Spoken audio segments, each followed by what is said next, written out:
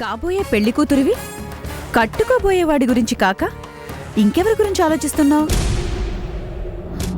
చెప్పవేంటే? కళ్యాణ్ గారి ఫ్రెండ్ గురించి. వాట్? ఆ రామ్ ప్రసాద్ గురించా? వాడి గురించా నువ్వు ఆలోచించడమేంటి? వాడొక రోగ్, చెత్త వెదవా, సాడిస్ట్ అనే నేను కూడా ఇన్నాళ్ళు అనుకున్నాను. కానీ తన మాటలు విన్నాక. ఏంటి? రామ్ ప్రసాద్ నీతో మాట్లాడా? నాతో కాదు, కళ్యాణ్ గారితో, ఆంటీతో. ఏం చెప్పాడు? తన మనసులో బాధని గురించి, తన గుండెల్లో గూడు కట్టుకున్న విషాదాన్ని గురించి. చెప్పుడు మాటల్ని నమ్మి దేవతలాంటి నా భార్యని అనుమానించి అవమానించాను. ఇంట్లోంచి వెళ్ళిపోమన్నాను, వెళ్ళిపోయింది. నా చెంప చెళ్ళుమనిపించి ఈ జన్మలో నీ మొహం చూడను అన్నట్టుగా ప్రవర్తించింది. నాకెందుకో అతని మాటలు వింటుంటే మొదటిసారిగా జాలి వేసింది. ఒకప్పుడు తను ఎంతటి దుర్మార్గుడైనా కావచ్చు, కానీ అతని మాటలు విన్నాక నిజంగా మారిపోయాడేమో అనిపించింది. మారడు, మారినట్టు నటిస్తున్నాడంతే. మిమ్మల్ని అందరినీ నమ్మించడానికి అద్భుతంగా నటిస్తున్నాడు. సౌందర్య, అది వాడి టాలెంట్. ఐ మీన్, అలాంటి వాళ్ళ టాలెంట్. ఊసరవెల్లిలాగా రంగులు మారుస్తూ సిట్యుయేషన్కి తగ్గట్టుగా నటించడం అలాంటి శాడిస్టులకి వెన్నతో పెట్టిన విద్య. ఎదుటి వాళ్ళని పడగొట్టడానికి అలాంటి రోగ్స్ ఎన్ని వేషాలైనా వేస్తారు. జాలిని, సానుభూతిని పొందడానికి కన్నీళ్లు కూడా కురిపిస్తారు. ఎదుటి వాళ్ళు ఆ మాటలకి కరిగిపోయారో అయిపోయారంతే. కానీ ఏంటి కానీ? స్వప్న, అలాంటి దుర్మార్గులు మారడం కాదు, ఎదుటి వాళ్ళని ఏమారుస్తారు. ఇప్పుడు నాకు అర్థమవుతోంది. ఆ రాస్కెల్ వాళ్లతో మాట్లాడుతూ తన బాధని వెళ్లబుచ్చుతున్నప్పుడు నువ్వక్కడే ఉన్నావు కదూ? ఉన్నాను. అది సంగతి. వాడా కన్నీటి కథని చెప్పింది కళ్యాణ్ గారికి, ఆంటీకి కాదు, నీకు. నాకా? నీకే. తనని చూస్తేనే నువ్వు మండిపడుతున్నావని వాడికి తెలుసు. నువ్వీ ఇంటికి కాబోయే కోడలివని నీ పర్మిషన్ లేకుండా పెళ్ళయ్యాక ఈ ఇంట్లోకి అడుగు పెట్టడానికి అవకాశమే ఉండదని వాడికి తెలుసు. అందుకే కన్నీళ్లతోనే నిన్ను పడగొట్టాలని అనుకున్నాడు. స్ట్రెయిట్గా చెయ్యిని పట్టుకుంటే వాడి చెంపని చెళ్ళుమనిపించావు కాబట్టి సెంటిమెంట్తో నీ సానుభూతిని పొందాలి అని ప్లాన్ చేశాడు. అద్భుతంగా తన కన్నీటి కథని వినిపించాడు. అనుకున్నట్టే నీలో ఆలోచనల్ని కలిగించాడు. సౌందర్య, నేను ముందే చెప్పాను కదా, వాడో మేకవన్నె పులి, కాటేసేందుకు సిద్ధంగా ఉన్న కాలనాగు. స్నేహం ముసుగులో కళ్యాణ్ నుంచి డబ్బుని గుంజాలనుకుంటున్నాడు. నీ జాలిని, సానుభూతిని పొంది ఎలాగైనా నిన్ను లొంగదీసుకోవాలి అనుకుంటున్నాడు. అందుకే వాడికి కళ్యాణ్కి మధ్య స్నేహాన్ని కట్ చేయమని చెప్తున్నాను. ఇప్పుడు చూడు, ఆ రాస్కెల్ నీ మనసును కూడా పొల్యూట్ చేశాడు.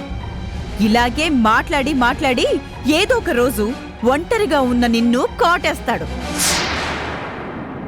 ఆ రోజు నువ్వు చెంపదెబ్బ కొట్టినందుకు కసి తీర్చుకుంటాడు. డేంజర్ సిగ్నల్స్ కనిపిస్తున్నాయి స్వప్న.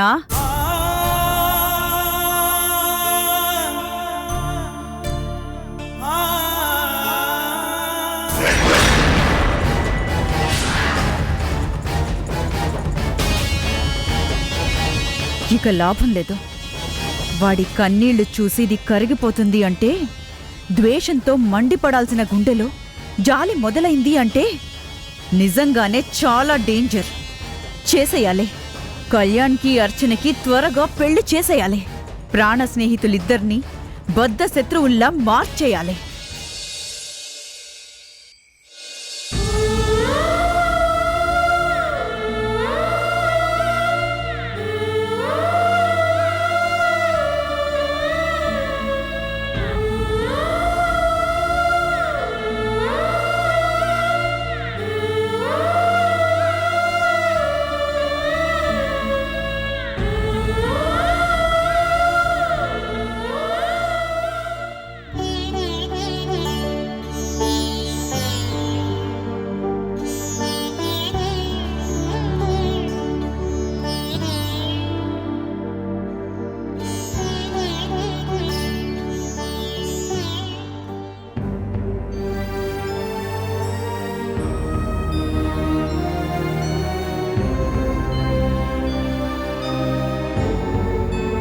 ఫ్యాక్టరీని తెరిచే ప్రయత్నాలు ఎంతవరకు వచ్చాయి? నాన్నగారు, అది బెనర్జీ నాకు అంతా చెప్పాడు.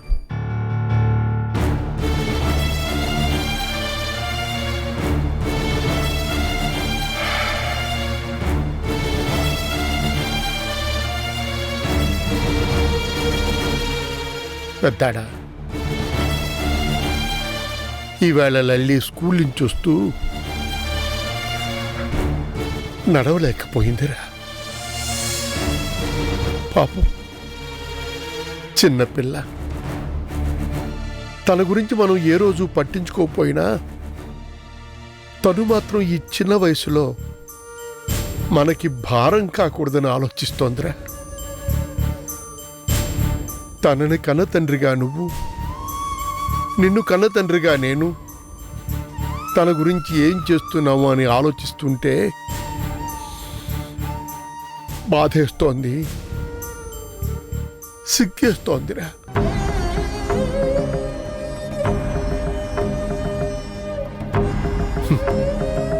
భార్యను పోగొట్టుకున్న నీ బాధని నేను అర్థం చేసుకోగలను. కానీ మగవాడు అన్నవాడు తన బాధతో కర్తవ్యాన్ని మర్చిపోతే ఆ సంసారం వీధిని పడుతుంది, కన్నబిడ్డల కష్టాల పాలవుతారు.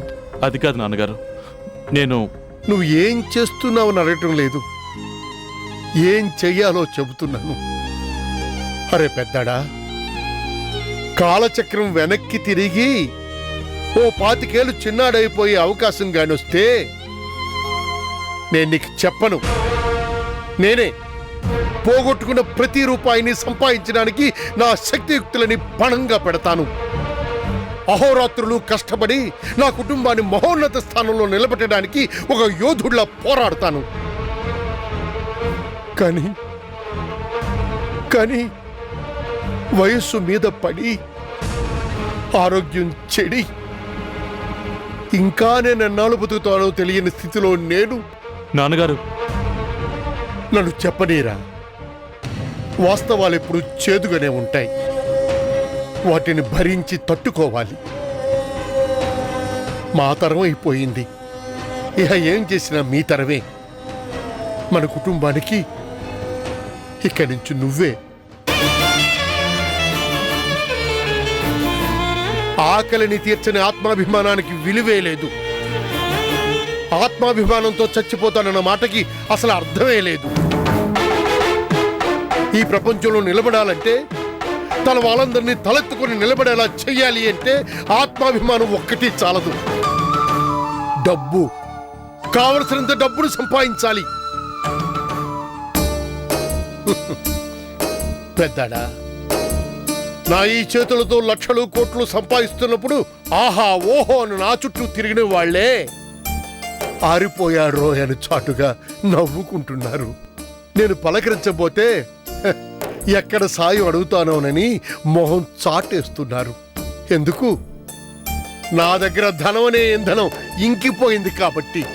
ఆకాశం ఎత్తుకెదిగిన ఆ హరిప్రసాద్ ఒక్కసారిగా కుప్ప కూలిపోయాడు కాబట్టి.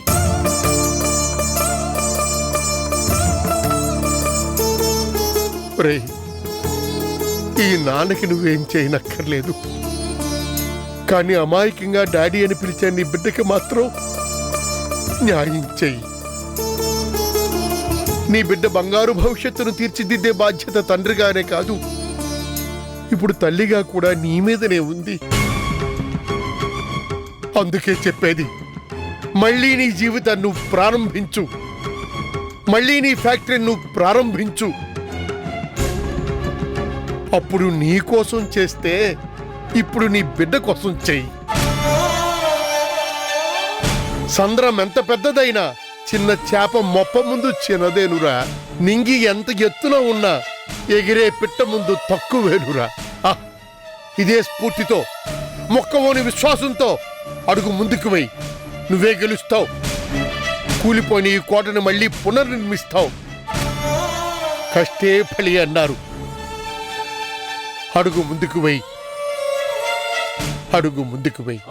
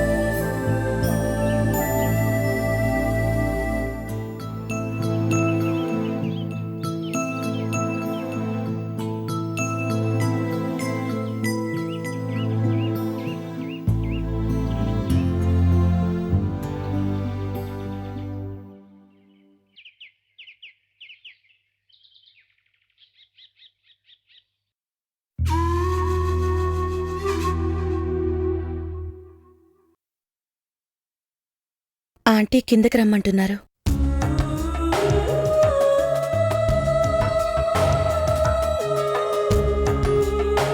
స్వప్న, నిశ్చితార్థం కూడా జరిగిపోయాక ఇంకా ఆంటీ ఏంటి? ప్రేమగా అత్తయ్య అనొచ్చుగా. అత్తయ్య పిలుస్తున్నారు. ఎందుకట? ఏమో, నాకేం తెలుసు. హా, మరి నీకేం తెలుసు? అంది అందకుండా రోజూ నన్ను ఊరించడమా?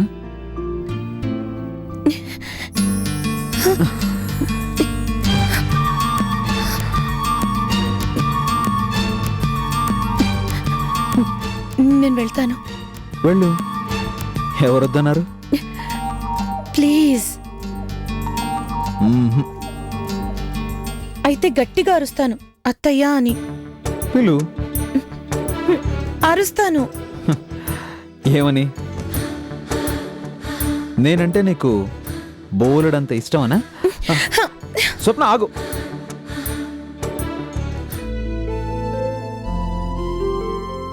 ఆంటీ, కళ్యాణ్ ఉన్నాడా?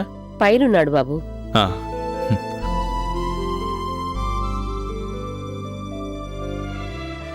స్వప్న, నేను ఒక ప్రశ్న అడుగుతాను, జవాబు చెప్తావా? నీ మనసులో నా మీద ఉన్నది అభిమానమా, ప్రేమ? చెప్పు స్వప్న, నీ మనసులో నాకున్న స్థానం ఏంటి? అభిమానమో ప్రేమో, ఆ రెండింటినీ మించిన కృతజ్ఞత నాకు తెలీదు. కానీ నా దృష్టిలో మీరు దేవుడు. మీకంటే నాకు ఈ లోకంలో ఇంకెవ్వరూ ఎక్కువ కాదు. ఈ క్షణంలో నాకు ఆ భగవంతుడే ప్రత్యక్షమై నీకేం వరం కావాలో కోరుకో అంటే నిండు నూరేళ్ళు మీరు క్షేమంగా ఉండాలి అని కోరుకుంటాను.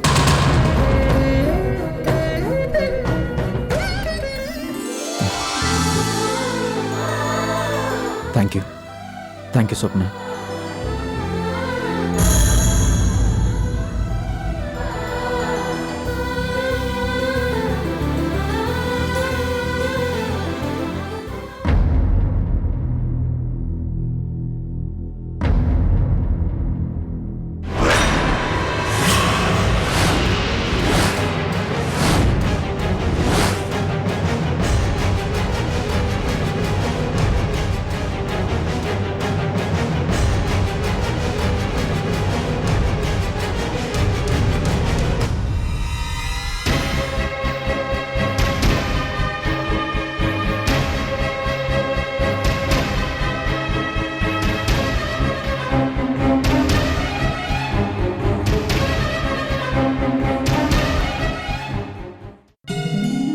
హాయ్ రామ్. రా రా రా రా. కరెక్ట్ టైంకి వచ్చావు. జస్ట్ ఇప్పుడే నా మీద నీ ఒపీనియన్ ఏంటి అని స్వప్నని అడిగితే నా దృష్టిలో మీరు దేవుడు అంది. ఈ లోకంలో నాకు మీకంటే ఇంకెవరు ఎక్కువ కాదు అని కూడా అంది. I'm so happy. She loves me so much. స్వప్నకి నేనంటే ప్రాణం. కాబోయే భర్తవి కదా, అందుకే ఈ ముందు జాగ్రత్త. కరెక్ట్ రామ్. ఇక నేను నా లైఫ్ని స్వప్న చేతుల్లో పెట్టేసి హ్యాపీగా ఉండొచ్చు. No tension, no worries. అన్నీ నా స్వప్నే చూసుకుంటుంది. Congrats, really your lucky. Yeah, నేనేంటి స్వప్న లాంటి మంచి భార్య దొరికితే ఈ ప్రపంచంలో ఎవడైనా లక్కీ ఫెలోనే. ఎస్, అర్చన లాంటి మంచి భార్యని దూరం చేసుకున్న నేనే ఈ ప్రపంచంలో అందరికన్నా అన్లక్కీ ఫెలోని. జాతి రత్నాన్ని గులకరాయని విసిరేసుకున్న దురదృష్టవంతుణ్ణి, దౌర్భాగ్యుణ్ణి.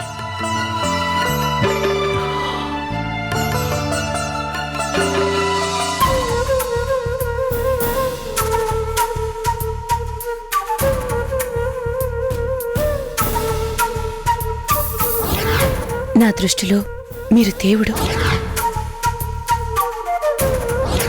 మీకంటే నాకు ఈ లోకంలో ఇంకెవ్వరూ ఎక్కువ కాదు.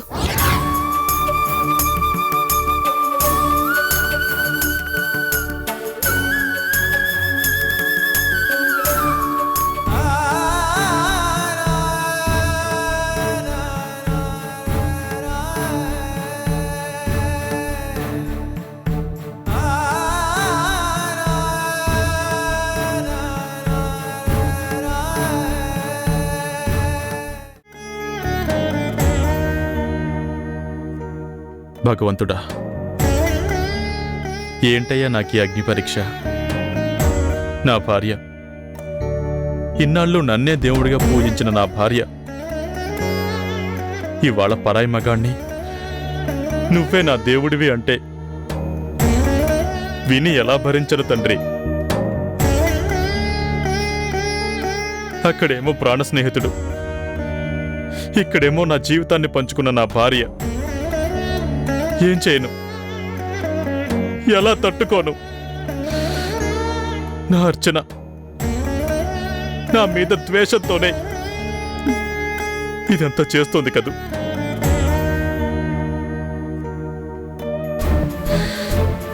కానీ నేనిప్పుడు ఆనాటి రాంప్రసాద్ని కాదు. నాలో రాక్షసుడు పూర్తిగా చచ్చిపోయాడు. ఇప్పుడు నేను మారిపోయాను, పూర్తిగా మారిపోయాను.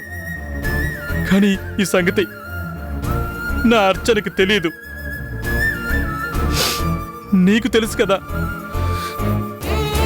నువ్వెందుకు అలా రాతి బొమ్మలా చూస్తూ ఉండిపోయావు? ఎందుకు?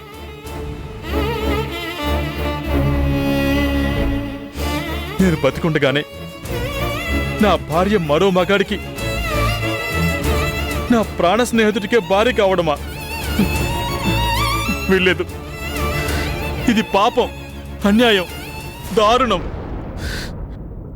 ఎలాగైనా ఈ దారుణాన్ని జరగకుండా నువ్వే ఆపాలి స్వామి. ఈ పెళ్లి ఆగాలి అంటే అర్చన మనసు మారడం తప్ప మరో మార్గమే లేదు. చేతులు జోడించి కన్నీళ్లతో వేడుకుంటున్నాను తండ్రి. ఒక్కసారి, ఒకే ఒక్కసారి నా అర్చన నిజాన్ని గ్రహించేలా చెయ్యి. నన్ను క్షమించేలా చెయ్యి స్వామి. జీవితంలో మళ్ళీ ఇంకెప్పుడు నా అర్చన నేను బాధపెట్టను. సృష్టి స్థితి లయ కారకుడివైన నీ సాక్షిగా చెప్తున్నాను. నా మానసిక క్షోభని, ఈ చిత్రహింసని ఇంకా ఇంకా భరించే శక్తి నాకు లేదు. అందుకే నా అర్చన మనసుని మార్చు, లేదా నువ్వే నన్ను కడతేర్చు. Please please please.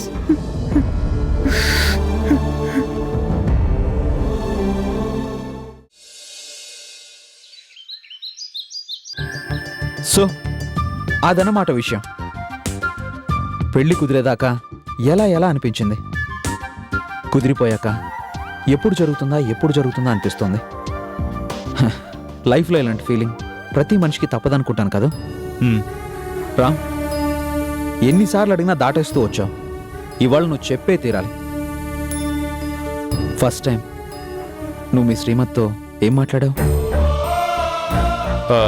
చెప్పు. అది హ్మ్? డాక్టర్ ఆ. డాక్టర్ క్రేసీ, ఏమైంది? ఏది emergency case doctor. Suicide attempt. My God,